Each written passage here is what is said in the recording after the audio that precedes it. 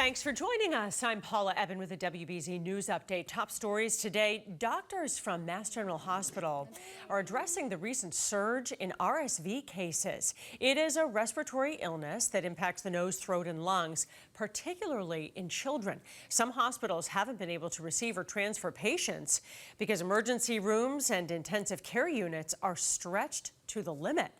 Police have not yet released the name of the man who was shot and killed in Dorchester. The shooting happened in the middle of the day near a school. The victim was a man in his 30s. Well, now Tropical Storm Nicole made landfall in Florida last night as a Category 1 hurricane.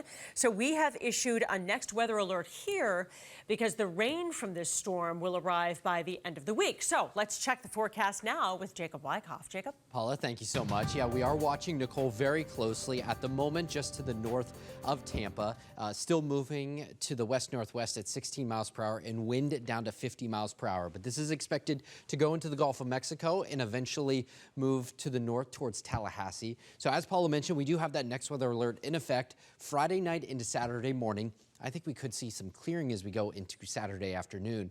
The windiest, our biggest concern, is actually going to be through central and eastern Mass. The farther to the north and west you go, it becomes a little rainier, but a little bit less wind. We could run into some localized flooding, although that's not the biggest impact. As I mentioned, minor wind damage, probably what we'll be watching for. So expected to go into the Gulf Coast, make an impact towards Tallahassee as a tropical storm, and then eventually start to lose its tropical characteristics. What I mean by that is it starts to lose its eye structure that you see in tropical storms as it moves through the Appalachian Mountains. Still going to bring us some gusty wind and some rainy conditions, especially through the Berkshires, through the Hudson River Valley. As early as, let's say, tomorrow, for the evening commute, we could see some rain. Notice some of these heavier downpours, strong southerly winds, so we're going to see temperatures in the low 70s as we go into Saturday. There's the low pressure center, and we have one sort of burst of rain that we'll be watching for on Saturday morning before we start to see some gradual clearing into Saturday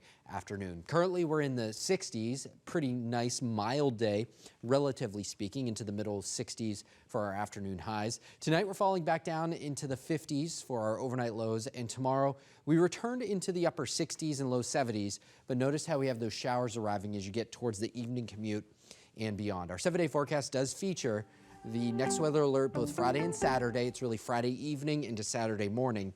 Cooler air spills in as you go into next week. Paula? All right, Jacob, thank you. I'm Paula Ebben. This has been a WBZ News Update. Have a good day.